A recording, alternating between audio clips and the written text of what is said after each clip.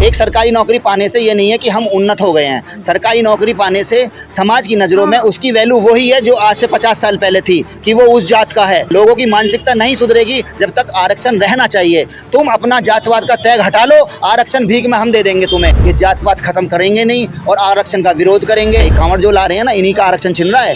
वहाँ कोई ये नहीं गया, किसी बनिए का बच्चा नहीं गया, किसी ब्राह्मण का बच्चा नहीं गया। इस नोएडा के अंदर, इस एनसीआर के अंदर, इस गाजियाबाद के अंदर कितने ग्रुप हाउसिंग में कांवड़ लाए, एक भी व्यक्ति ग्रुप हाउसिंग का कांवड़ नहीं लाया। ये झुग्गी झोंपड़ी वाले, गाँव वाले, ये जो आते हैं ना रेडी चलाने वाला, आरक्षण तो इस देश पे एक सोने की तरह है, दबे कुचले लोगों को उठाने के लिए एक मौका है। ये तो मतलब इन्होंने हजारों साल से जिस वर्ग का खून पिया, जिस वर्ग को बिल्कुल उसकी रीढ़ की हड्डी तोड़ दी, मतलब एक कुत्ते की इस देश में इज्जत हो सकती है, लेकिन उस शूद्र की नहीं हो सकती जिसको आरक्षण मिल रहा है। उसको थोड़ा सा उभारा, उसे थोड़ा सहारा मिला, उसे जीने का एक तरीका मिला, उसे जीने के वो हर संसाधन मिले, उसको ये ख़त्म कर रहे हैं। ये कुछ नहीं है, ये एक मनुवादी सोच है। जिस तरह से लगातार हम देख रहे हैं, एक तरह से जब से बीजेपी की गवर्नमेंट है, आरक्षण को लेकर के तमाम प्रकार से विवादित जो आरक्षण विवाद में फंसा रहता है। कभी 10% EWS को दे दिया जाता है, तो कभी जो एक जज मिश्रा करके आए थे, उन्होंने SC ST एक्ट को लेकर के जो छेड़छाड़ किया था, और अभी जो EWS के जो SC ST के अंदर क्रीमी लेयर की बात हो रही है। हम इस पर बात करेंगे, जानने की कोशिश करेंगे कि इस पर जो बहुजन समाज के लोग हैं वो क्या राय रखते हैं, उनके क्या विचार है इस जो कानून को लेकर के कि SC ST के अंदर क्रीमी लेयर बनाएंगे, जो ऊपर उठ चुके हैं उनको ऊपर ही रहने देंगे, उनको रिजर्वेशन में कटौती की जाएगी। क्या कहेंगे? देखिएगा, ये मुद्दा बड़ा गर्म है और सभी स्वर्ण समाज के जो भारत के लोग हैं उनके नज़रों में आरक्षण चुभता रहता है। उनको डर ये रहता है कि ये जो हमारे पैरों में रहने वाले लोग थोड़ा सा ऊपर क्यों उठ गए हैं, हमारी बराबरी में क्यों आने लगे हैं। इसलिए वो नई रणनीतियाँ करते हैं, नए तरीके ढूंढते हैं कि हम इनके हक कैसे छीना जाए। पहले तो वो जो जज हैं वो किस काबिलियत से वहाँ आए हैं, वो कोई टेस्ट दे के आए हैं, वो कॉलेजियम सिस्टम से वहाँ तक आए हैं, उनके अंदर क्या काबिलियत है। अगर वो काबिल होते तो वो आरक्षण को समझते। उनमें आरक्षण को समझने की हिम्मत ही नहीं है, ना ही उनमें इतना दिमाग दिया, क्योंकि आपने देखा होगा इनमें दिमाग नाम की तो चीज़ नहीं है। अंग्रेज़ों ने अपने समय में किसी भी ब्राह्मण को जज बनने से मना कर दिया था, और उन्होंने साफ साफ कहा था कि किसी भी स्वर्ण में और खासकर ब्राह्मण समाज में न्याय देने का गुण नहीं है इनमें, मतलब एक समान न्याय देने का इनमें वो गुण नहीं है जो होना चाहिए। ये पक्षपात करता हमेशा, और पक्षपात से ये न्याय करता है। तो जो वो थे अंग्रेज़ों ने अपनी अदालत में किसी भी स्वर्ण को, मतलब स्पेशली ब्राह्मणों को बंद कर दिया था बिल्कुल। लेकिन जैसे ही देश आज़ाद हुआ, देश आज़ाद होने के बाद 99% लोग ब्राह्मण थे, और तब से देश आज़ाद हुआ, तब से इन अदालतों में 95% लोग जज की कुर्सी पे ब्राह्मण लोग बैठे हैं। मैं ये नहीं कहता ब्राह्मण लोग सारे गलत हैं, ब्राह्मण लोग अच्छे भी हैं, लेकिन ये जज जो बैठे हैं ये किसी टेस्ट से नहीं आते, ये परिवारवाद से आते हैं। इनका बाप जज था, इसका दादा जज था, और ये कॉलेजियम सिस्टम से अपनी सेटिंग करके फिर ये जज बन गए हैं। ये जितने भी जज आए हैं इनमें कोई भी ऐसा नहीं जो टेस्ट दे के आया हो। बोल रहे हैं कि जातीय जनगणना होगी अगर, तो जो जातियां पीछे रह गई हैं उनको मौका देने के लिए ये सब सिस्टम लाया जा रहा है। OBC में क्रीमी लेयर है, अब SC ST में भी क्रीमी लेयर लाया जाएगा। नहीं, मैं सबसे पहले इन लोगों से कहता हूँ, ये जो जज हैं और ये जो क्रीमी लेयर लाने की बात कर रहे हैं, ये जो विवेचना की बात कर रहे हैं, पहले तो ये अपनी जातियों में विवेचना करें ना। एक रामभद्राचार्य, इनके बहुत बड़े गुरुजी हैं, अंधे हैं, वो आंखों से दोनों अंधे हैं, और वो कहते हैं कि हमें 9 भाषाओं का ज्ञान है, लेकिन वो आज तक हमने हिंदी में ही बात करते देखे हैं और किसी भाषा में बात नहीं करते, क्योंकि फ्रॉड होते हैं लोग। पहले तो वो सीधा कहते हैं कि हम शुक्ल ब्राह्मण हैं, शुक्ला ब्राह्मण हैं, हम औरों को नीचा समझते हैं, औरों को नीचा समझते हैं। पहले तो ये अपना क्लियर करें कि चौबे, दुबे, शर्मा और वशिष्ठ ये कहाँ आते हैं, इनकी कौन सी कैटेगरी है, किस कैटेगरी पे काम करते हैं। आपने अभी देखा होगा एक महाराज मूवी आई है, उसमें एक हवेली का नाम है।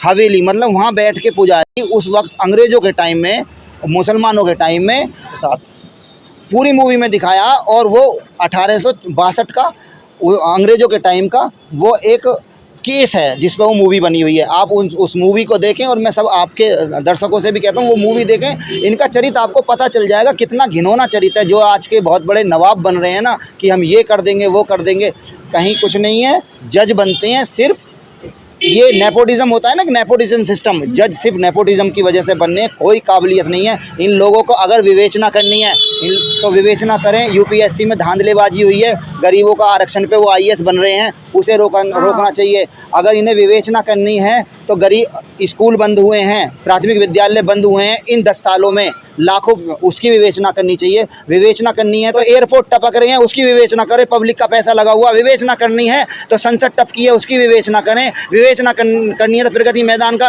अंडरब्रिज में पानी भर जाता है, उसकी विवेचना करें। विवेचना करनी है तो एक प्रधानमंत्री 10-10 लाख का सूट पहनता है, उसकी विवेचना करें। सुप्रीम कोर्ट चाहता है विवेचना करे तो अस्पतालों में लोगों को बेड नहीं मिलता, उसकी विवेचना करें। आपने एक बड़ा अच्छा मुद्दा उठाया कि ये जो रामभद्राचार्य हैं वो ऐसी बातें करते हैं कि हम नीच ब्राह्मणों के यहाँ अपनी बेटियों को नहीं ब्याहते हैं, तो कहीं ना कहीं जात पात तो वहाँ भी, तो उसमें भी क्या क्रीमी लेयर की मांग करते हैं? अरे रामभद्राचार्य है, वो देवकीनंदन ठाकुर है, वो ये भ्रष्ट नाकारा जो बिल्कुल समाज में नाकारा चोर निकम्मे होते हैं, ये महाराज बन गए। ये साले बोलते हैं कि हम जातिवाद का पक्ष करते हैं, हम जातिवाद को मानते हैं, हम वर्ण व्यवस्था को मानते हैं। खुले आम वो नालायक लोग कहते हैं, संविधान की धज्जियां उड़ाते हैं। विवेचना सुप्रीम कोर्ट को उसकी करनी चाहिए।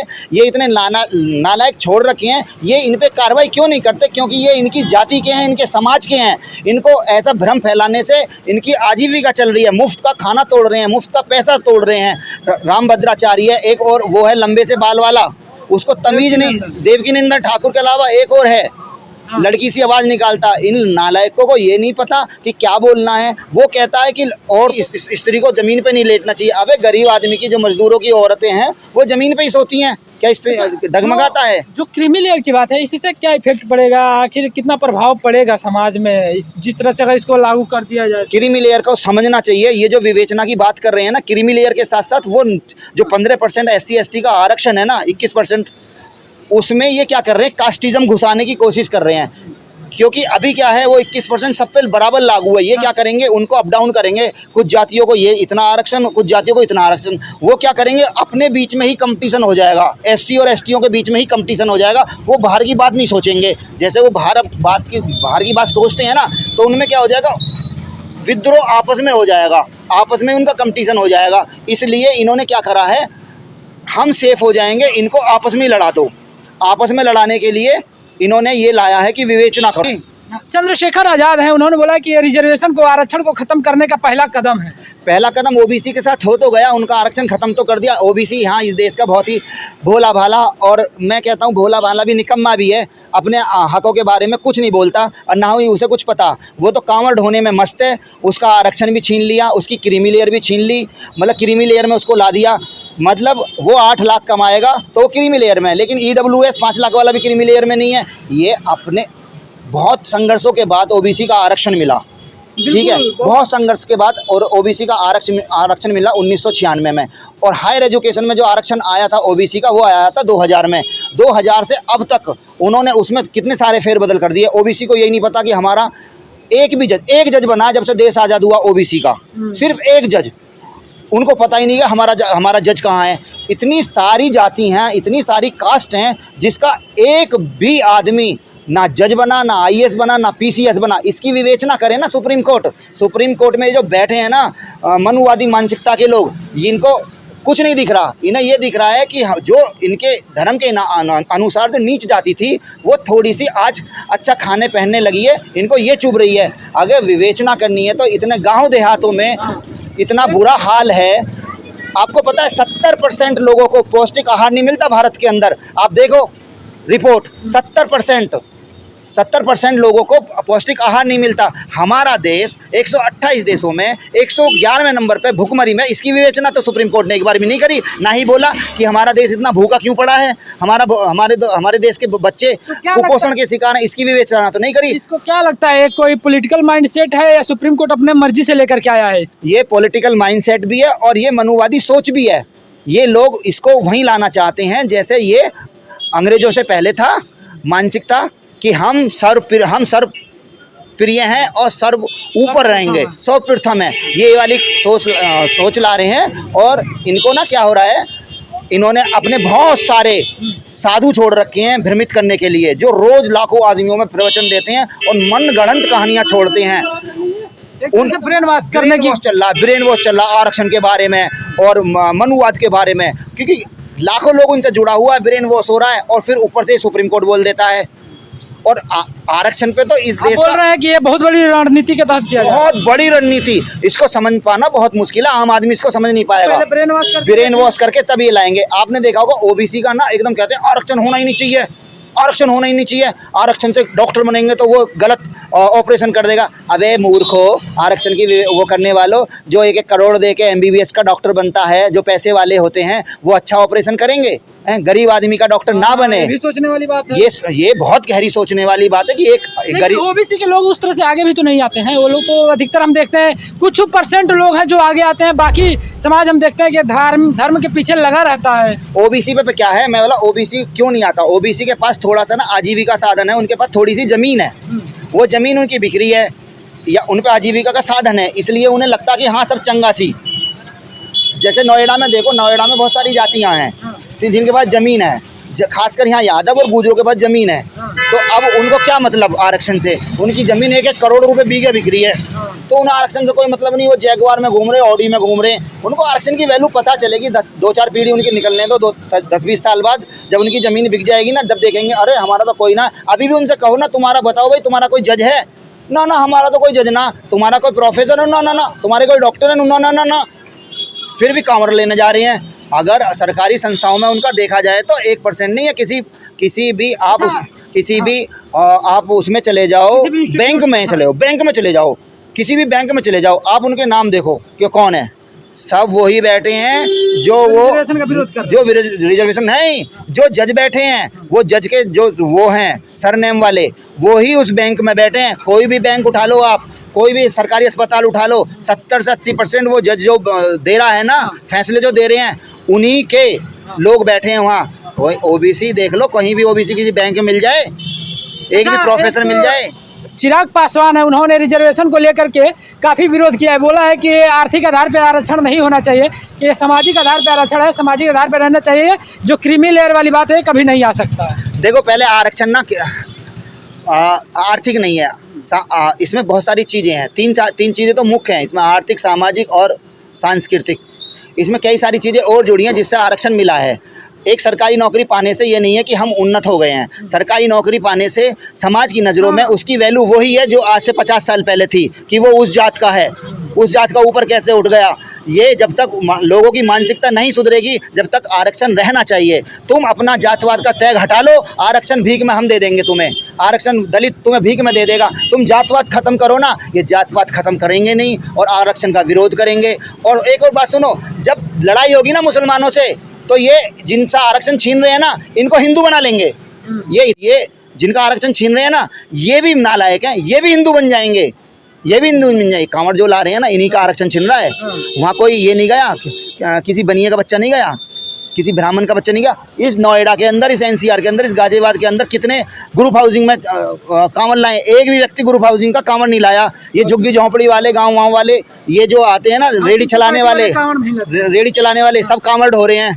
चोर उचक्के, अफीम गांजा पीने वाले, कोई एक भी ग्रुप हाउसिंग में कोई कांवड़ लाया हो तो आप देख लेना, कोई नहीं लाता। काले खोदड़े हुए पड़े हैं, बिल्कुल सूख रहे हैं, इनकी स्पाइन खराब हो जाएगी। देखना 100 किलो वो गंदे पानी को ला रहे हैं भर के, फिर यहाँ ला रहे हैं। मतलब क्या मतलब पना है? अरे आरक्षण तो इस देश पे ये लगा लो, मतलब एक सोने की तरह है, दबे कुचले लोगों को उठाने के लिए एक मौका है। ये तो मतलब इन्होंने हजारों साल से जिस वर्ग का खून पिया, जिस वर्ग को बिल्कुल उसकी रीढ़ की हड्डी तोड़ दी, मतलब एक कुत्ते की इस देश में इज्जत हो सकती है, लेकिन उस शूद्र की नहीं हो सकती जिसको आरक्षण मिल रहा है। उसको थोड़ा सा उभारा, उसे थोड़ा सहारा मिला, उसे जीने का एक तरीका मिला, उसे जीने के वो हर संसाधन मिले, उसको ये ख़त्म कर रहे हैं। ये कुछ नहीं है, ये एक मनुवादी सोच है और एक राजनीति सोच है। इसको समझना है और इसको लागू नहीं होने देना। ठीक है, तो जैसा कि आप लोगों ने देखा कि कहना है लोगों का कि जो अब एक बात इन्होंने बड़ा अच्छा बोला कि जो राम भद्राचार्य हैं वो भी खुलेआम मंच से, खुले मंचों से बोलते हैं कि हम बहन बेटियों को, जो छोटे ब्राह्मण होते हैं उनके घरों में हम नहीं देते हैं। तो कहीं ना कहीं वहाँ भी जात पात है, जो शुक्ला है, दुबे, त्रिवेदी, चौबे, पांडे हैं। वहाँ भी तो इसके मतलब कि क्रीमी लेयर लागू होना चाहिए। ब्राह्मणों ठाकुरों में जिनको ज़्यादा रिजर्वेशन मिलता है, जिनको कम मिलता है, उनको दिया जाना चाहिए जो कम मिलता है। तो कहीं ना कहीं एक तरह से सोचने वाली बात है। और जहाँ तक SC ST की बात है, तो मुझे नहीं लगता है कि अभी SC ST समाज उस लेवल पे आया है कि किसी से रिजर्वेशन छीन लिया जाए।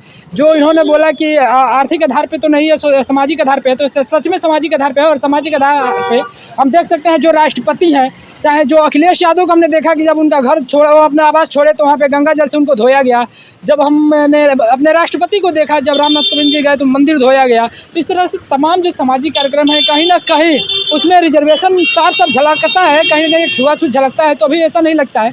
बट आप लोग क्या सोचते हैं? जो क्रीमी लेयर पे अपनी बात रखना चाहते हैं, कमेंट बॉक्स में आइए और अपनी बात रखिए। क्या कहना चाहते हैं? क्या ये सही है, क्या यह खराब है? क्योंकि बहुत सारे लोग इसको खुल के विरोध कर रहे हैं। बिहार में जो RJD के हैं नेता तेजस्वी यादव, उन्होंने विरोध किया है। बिहार के जो चिराग पासवान है, उन्होंने विरोध किया है। बहुत लोग सपोर्ट भी कर रहे हैं। आप क्या कर रहे हैं? सपोर्ट कर रहे हैं, विरोध कर रहे हैं? कमेंट बॉक्स में ज़रूर बताइए।